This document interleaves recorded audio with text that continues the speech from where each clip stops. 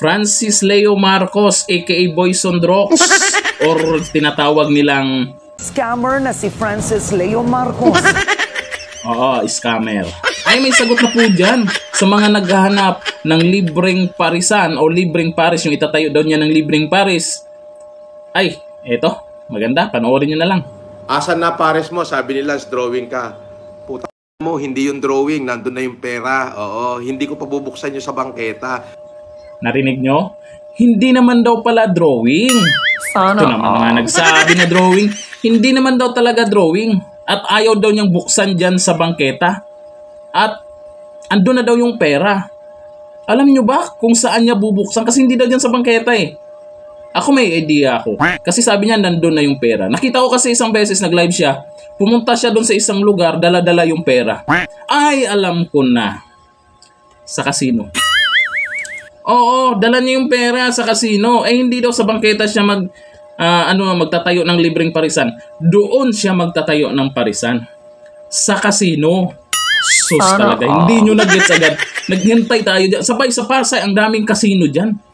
Oo, dyan sa Pasay. Nako, kaliwat kanan, casino dyan. Sa casino magtatayo siya ng libreng parisan.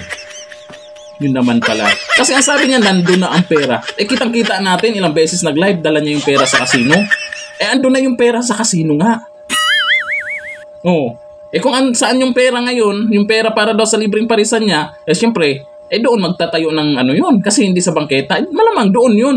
At gusto niya malawak na parking area. Eh, malawak-lawak ang parking area doon. Di nyo na-gets. Maghintay lang kayo.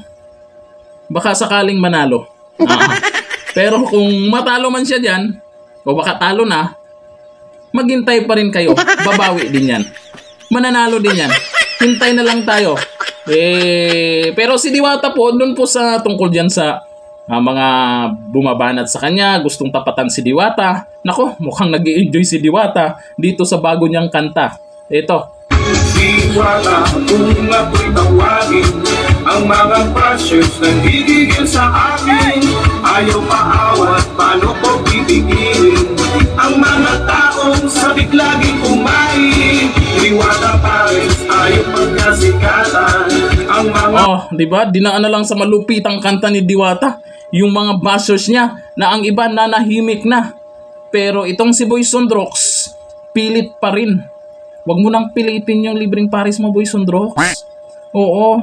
Kawawa ka na lang. Kawawa din yung mga tanga mong supporters na naghihintay. Kawawa din po yung mga nag-ambag sa yung mga OFW. Para maipatayo lang yung libreng parisan. Pero, sige. At least alam na namin na dyan sa casino namin abangan. Itatayo yung parisan mo. Talaga naman. Alam nyo na. Mga naghihintay ha. At least, alam nyo na kung saan itatayo yung libreng parisan.